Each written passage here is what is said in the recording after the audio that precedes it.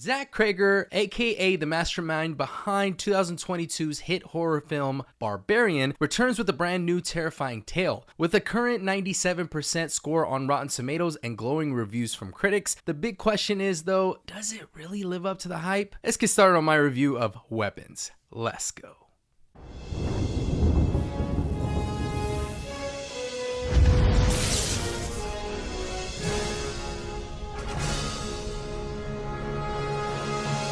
What's going on, all my beautiful people? This is JC, and I just got back from watching Weapons. Before I do start my review, please note this will be a spoiler-free review, just in case you haven't seen it yet, currently showing in theaters this weekend. Also, please make sure to hit that like, hit that subscribe, hit that notification bell to stay up to date on more new horror movies that I'm reviewing just like this. Alright, so the less I say about this movie, the better, because I feel like not only has this been great marketing by Zach Cregger and his team, even the studio, but also I feel like this is one of those plots and stories that has a lot to it. And when this film was announced, they did a really good job on covering up a lot of the plot and not giving away too much from the trailers. So I'm going to try my best throughout this review. Of course, it's going to be a spoiler-free review, but just give you kind of a glimpse at what we've seen from the trailers, tell you what I loved about it, and a couple of issues that I did have with it. But for the most part, I really enjoyed this film. So Weapons stars Julia Garner, Josh Brolin, Benedict Wong, and more. When all but one child from the same classroom mysteriously vanishes on the same night at the exact same time, aka 2:17 a.m., a community is left questioning who or what is behind their disappearance. Now, when this film was announced, I was pretty hyped for it. I was pretty excited, but I didn't know what to think until I saw the trailers and thought, okay, this seems like it's going to be an interesting movie for sure. Now, leading up to this, the past 2 weeks, a lot of the early reviews have come out, and honestly, aside from Sinners, this has been another film that was at 100% for the last 2 weeks when early screeners were seeing the film and rating it. It's not only been getting a lot of great reviews, but people have been saying that Zach Cregger is one of those writers and directors to watch for future films. Another thing that also added to the hype was a great marketing campaign by the studio showing a website and kind of giving you a glimpse at what this movie could be about, some of the actors and actresses that star in it, etc., etc. And also, one of the stories that came out when the trailer was released for this film was that Jordan Peele had fired his team because they lost the bidding war on getting the script and a hold of this film. So it added to a lot of the anticipation and excitement for horror fans in general. So much like everyone, I was excited to see this film, but me being who I am, and even with this channel, I don't even consider myself to be one of those hardcore critics that's really intricate in a lot of the things I review. I don't pay attention to some of these small minuscule flaws or some of the things that could have been better. I don't consider myself one of those type of critics. Instead, I'm just one of those people that reviews movies, talks about it, recommends it to you guys or not, and gives my honest opinion about it. With 100% on Rotten Tomatoes, I thought, okay, this movie must be good, but I'm not going to read too much into it because again, critics can give a movie glowing reviews, then you watch it and you're like, I didn't really see this film being that good. But with this one, I have a feeling it's going to be good because I did enjoy Zach Cregger's 2022 Barbarian when it came out. Not only did it have a similar type of format of marketing, but they were really careful on what they revealed in those trailers, so when it did hit in theaters, it was a big shock and surprise to all of us. And that movie was a twisted and unpredictable ride that blended dark humor with nail-biting tension. And much like Weapons, Zach Cregger takes a similar foundation but sharpens his craft. There's shockingly some surprising moments in here, not only filled with tension and dread, but also some comedic moments that kind of levels some of the dark subject matter. And now again, just to kind of reiterate some of the things that we've seen in the trailers, the film starts with an unsettling hook, and I feel like that's what's also added to the excitement and anticipation with this movie. But in the quiet town of Maybrook, nearly 20 children from the same classroom suddenly leave their homes in the middle of the night, right? And they vanish into the dark. No one knows why, and that starts the mystery of this film. The interesting thing about it is that although this is categorized as a horror film, I would honestly say it's more of a mystery/thriller. Of course, course, you do have your jump scares. You also have some moments where it's a little creepy, a little unsettling. More in particular in the third act, it does give you more of the horror type of element to it. Majority of the film, you're trying to figure out what's going on. Not only is it a compelling story, but it's very interesting from start to finish. The story unfolds though in multiple time jumping characters. I did love seeing the multiple perspectives that we're getting from each character, and then at the end it all ties up. So you see a lot of the different characters' point of view of what's going on with a lot of this mystery, their lives, things that are taking place during that time, and we see how the disappearances ripple throughout the community, revealing secrets, suspicions, and shifting alliances. The mystery builds with each segment, offering clues that slowly form a bigger picture, though not without a few clever misdirects along the way. And I know some critics have been saying that's their gripe with this film. Honestly, yeah, I feel like there was maybe one or two perspectives that we really didn't need, or one or two characters that I felt like they could have done without, but nonetheless, it does keep you interested and intrigued throughout most of this film. By the time everything collides in the final act, the payoff feels intense and well earned. And that is one thing that kind of made me forget about not only the length of this film, because it is pretty lengthy, but also the fact that it's kind of misdirecting you a lot of the times with some of these perspectives and things that are going on. Even some of the jump scares, you're not sure what you're seeing, or you're kind of thinking, okay, did we really need that? But by the end, it all makes sense, even with some of those jump scares. One in particular scene is with Josh Brolin's character Archer, where he's having a dream. And yes, although that dream sequence may have not been needed, I enjoyed it because it exuded a lot of that emotion that he was feeling and how he was dealing with a lot of the things that was going on with this mystery. And speaking of Josh Brolin, he does an amazing job. And the cast handles the film's mix of dark and comedy with skill. Julia Garner plays Justine Gandy, the teacher under suspicion with jittery energy and emotional fragility. You have her character dealing with it in a different way, especially turning into alcoholism. That's pretty much all I'll say. But you also have Josh Brolin's Archer character, who is a grieving father that has anger that's building throughout most of this movie, and it adds for a raw desperation, making him both flawed and sympathetic. Alden Ehrenreich, and I hope I'm saying that right, brings layers to Paul, the town's police officer balancing frustration with a buried sense of duty. You also have his character really living out some of the mistakes that he's made and continues to make throughout this film, and it adds for an interesting dynamic because although he doesn't have kids of his own, he does make mistakes and his story still collides with a lot of what happens at the end. Austin Abrams steals several scenes as James, a chaotic drifter who adds bursts of uneasy humor. I was really compelled by his character as well. We also have Carrie Christopher as the only student who didn't vanish, delivers a surprisingly grounded performance for his age. Not only does he offer some innocence, but you can't help but feel for his situation and with a lot of this going on around him. But overall, together, the ensemble keeps the film engaging even when the plot wanders into stranger territory. Now, one of the things I also have to get to with this film, because as I have mentioned, I feel like this is more of a mystery thriller than horror. I do want to talk about the horror, especially for all the horror fans out there just like me. Zach Cregger mixes dread with moments of absurdity, making the audience unsure whether to laugh or brace for impact. The pacing keeps tension high with unsettling dream sequences, shadow-filled sets, and certain bursts of danger. I love some of those sequences and how we're watching characters and things happen behind the scenes or even foreshadowing in the background, and you're sitting there like,